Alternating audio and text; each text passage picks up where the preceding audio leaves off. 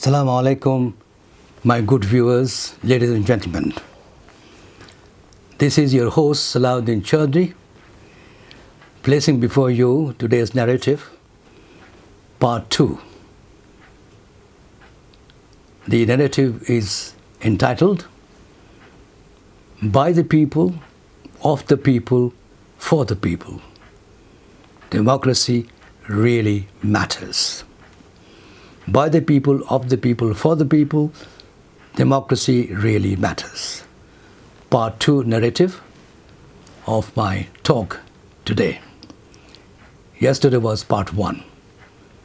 The universal and global elements and aspects that I narrated to you. Today, it will concern mostly about the pandemic COVID-19 and also about Pakistan. The unprecedented COVID-19 crisis has resulted in major social, political, and legal challenges globally. As states around the world adopted emergency measures to address the crisis, it is critical that they continue to uphold the rule of law, protect and respect international standards and basic principles of legality, and the right to access justice, remedies, and due process. Almost every country has been implementing measures to fight this pandemic by upholding the rule of law, respecting international standards and basic principles of legality. This is a re-emphasis that I mentioned already. UN Secretary General Antonio Guterres has urged governments to be transparent, responsive, accountable in their COVID-19 response and ensure that any emergency measures are legal, proportionate, necessary, and non-discriminatory. The best response is one that goes proportionately to immediate threats while protecting human rights and the rule of law. This is what he said, the UN Secretary General. In his policy brief, UNSG says again, states must respect and protect, among other rights, freedom of expression and of the press, very important, press, the media, freedom of information, freedom of association and assembly. Concerns in many countries in the context of COVID-19 include measures to control the flow of information and crack down on freedom of expression and press freedom against an existing background of shrinking civic space. Arrest, detention, prosecution or persecution of political opponents, journalists, doctors and healthcare workers, activists and others for allegedly spreading fake news. This is another element which could be described as very, very controversial and also lack of empathy. This is where persecution of opposition politicians comes in, and the regime, whoever is in power, can do and undo anything the regime wants, and that's the pity. Now second or the third is aggressive cyber policing. Aggressive cyber policing or policing and increased online surveillance. Postponement of elections, which raises serious constitutional issues in some cases and may lead to rising tensions. The crisis raises the question how best to counter harmful speech while protecting freedom of expression. Sweeping efforts to eliminate misinformation or disinformation can result in purposeful and unintentional censorship. Censorship. This is a going trend in our country at this moment, which this censorship, which undermines trust, any kind of stoppage or any kind of detriments, can really undermine trust. If you continue to do that, trust is gone, whether you have the press, media, or other people in general and the society. So, the most effective response is accurate, clear, and evidence-based information from sources people trust. 21st century problems cannot be tackled with 20th century institutions. Very simple. 21st century now cannot be tackled with the 20th century institutions. There is a growing gap between the interconnected, structural, and increasingly unpredictable and complex challenges we are facing today. The climate emergency, the lack of trust in institutions, growing levels of inequality, particularly for women, highlight the need for change. All this make us to think for a change.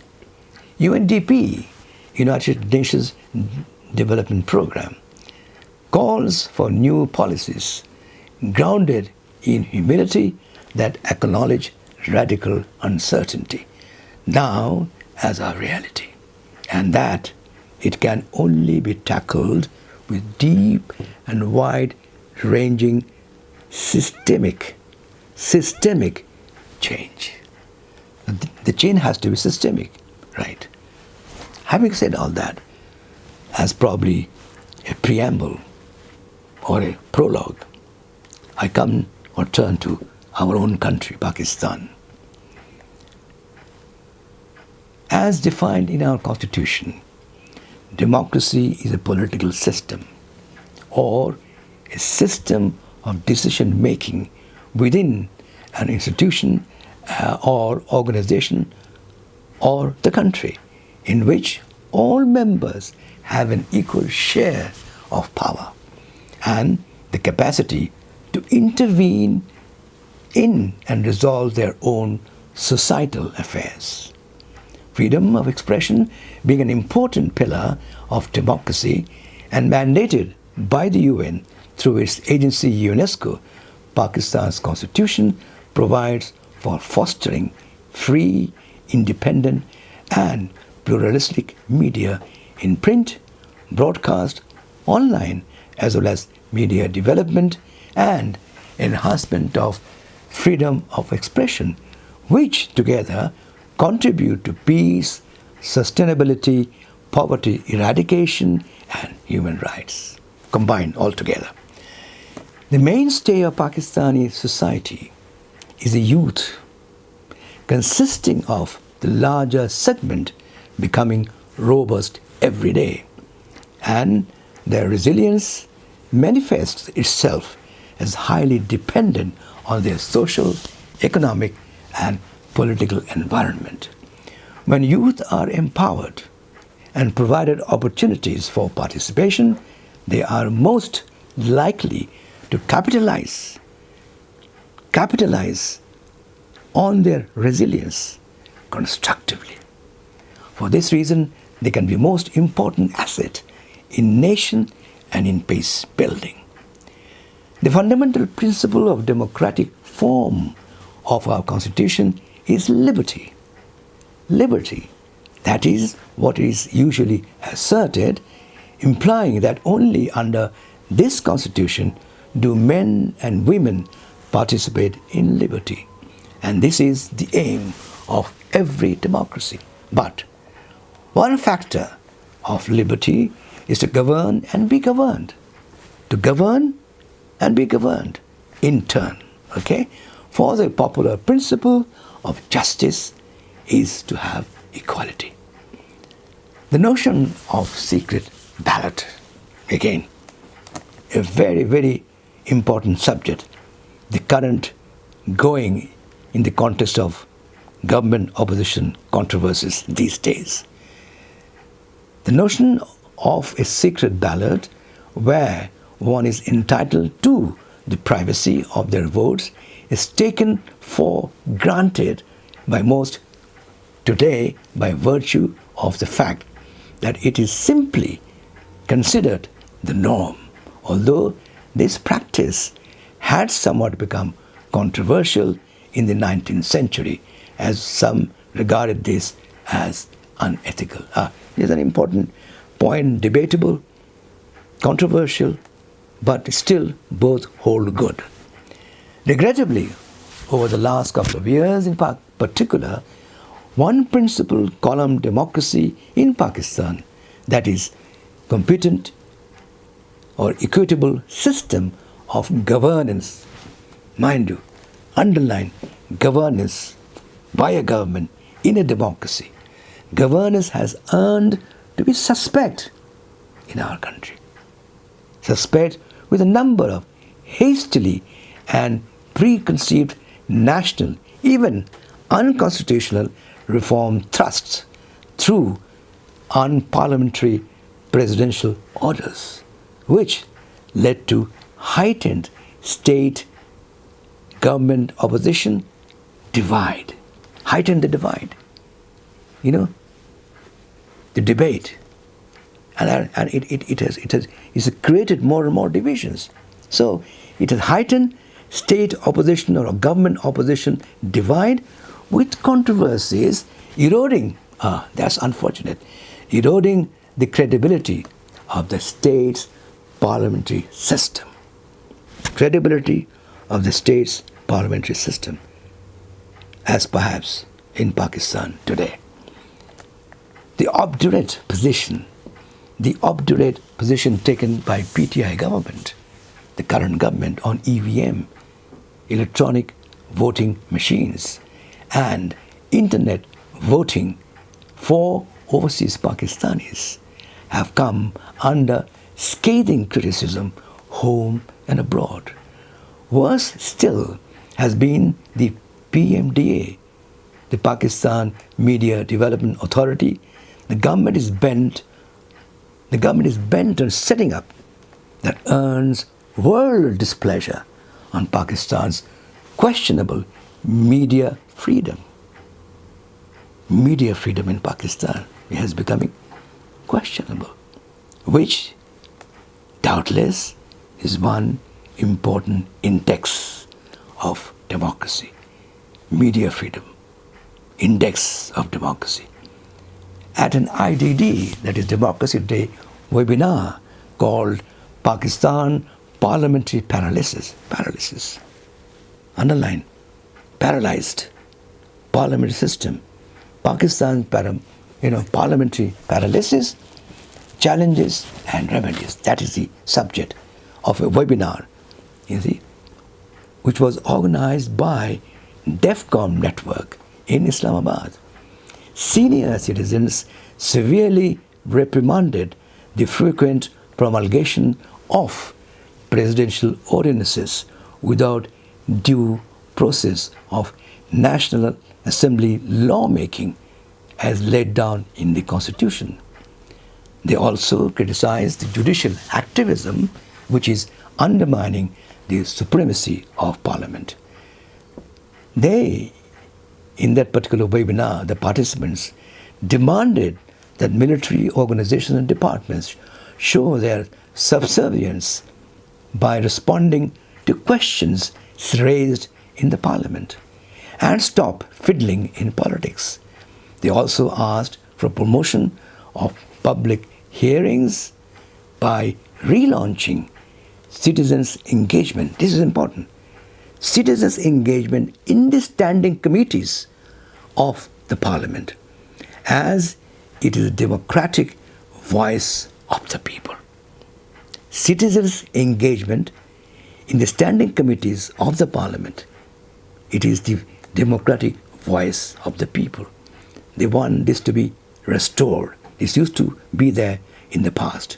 and particularly in the criminal absence of local governments, which is the denial of citizens' lawful voice at grassroots level. This is very, very important, because the local governments are not operational. This involvement of citizens with the parliament in the standing committees is important. When the local governments will be in place, then of course citizens will make those platforms for themselves to bring about all the issues to the government and to the parliament. On the occasion of the International Day of Democracy, on this occasion, another very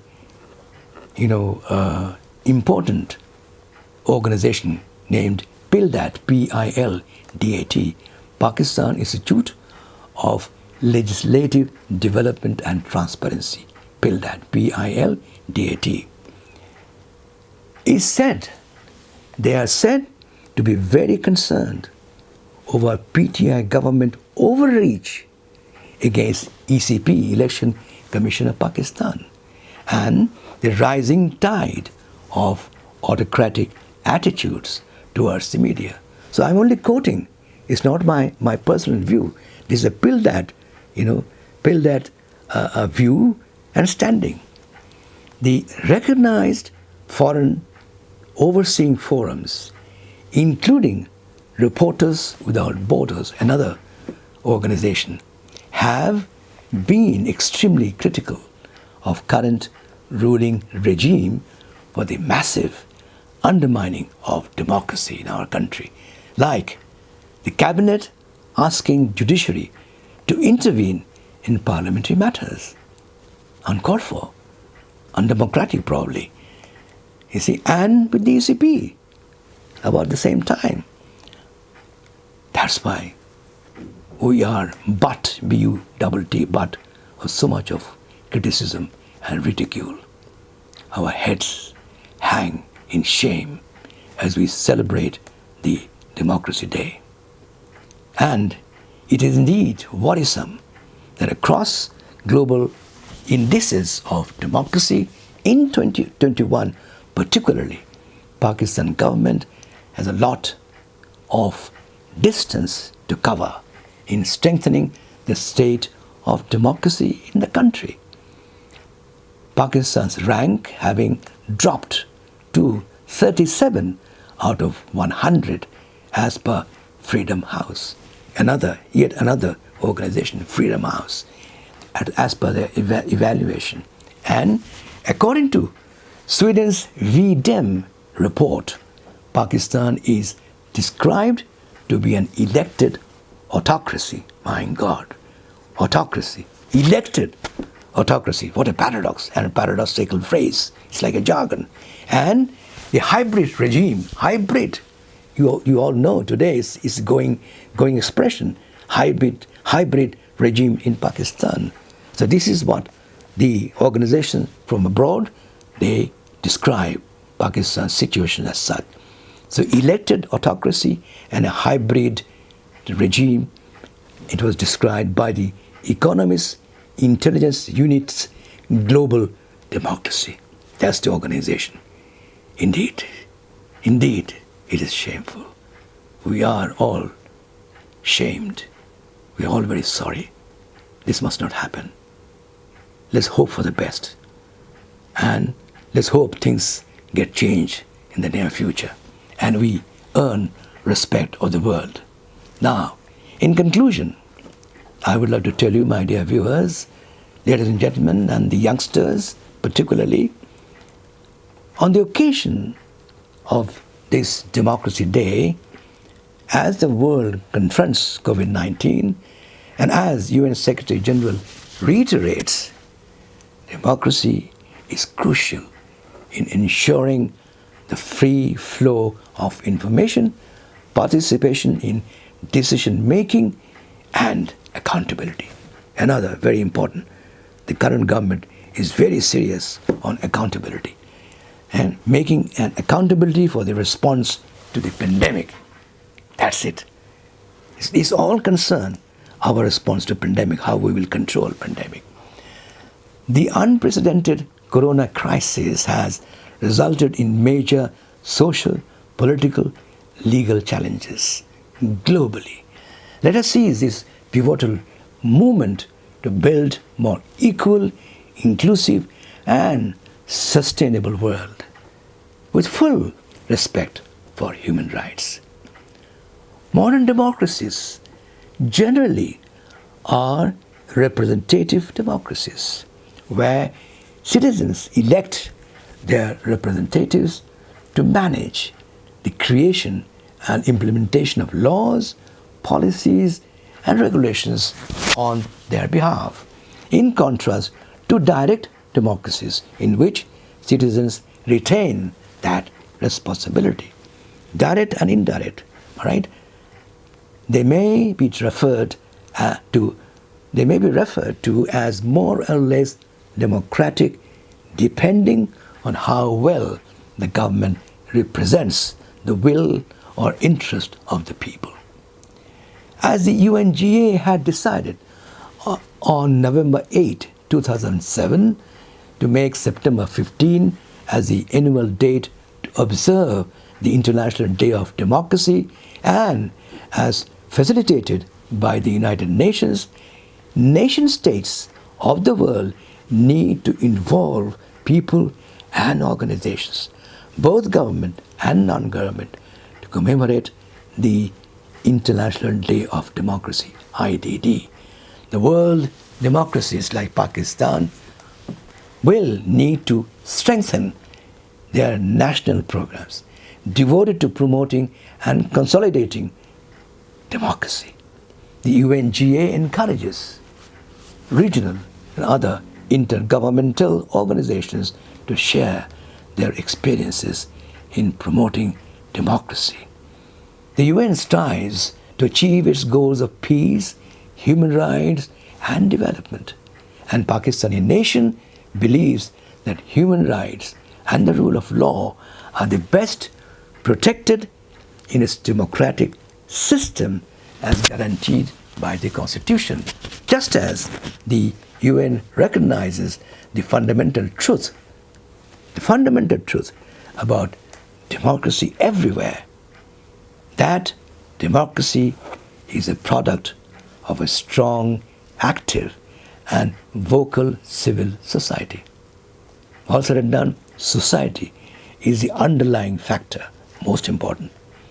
That is the key to true democracy. It is the society. That is the key to true democracy. Let us then hope and urge our country's leadership. Let's urge our country's leadership to set an example of acumen and empathy for workable and real democracy by renewed commitment to the principle of democracy. That is, by the people, of the people, and for the people. And by being passionate about what? About that particular motto. I've been saying that time and again in my narratives, in my talks. Being passionate about, quote, by me, myself, and many other countries, friendship to all. Friendship to all and malice to none. Friendship to all, malice, hatred to none. So, the motto of friendship to all and malice to none must be our going, determination. This is what will make democracy to work better and the people to thrive, shine, and live better. I am your host, Ambassador Salahuddin Choudhry, saying thanks a million times to my patient viewers and a goodbye from today's second session or the second part on democracy. Salam and peace to all families, youngsters, and all of you watching Penta-S Sal Soul channel. Thank you. Allah Hafiz.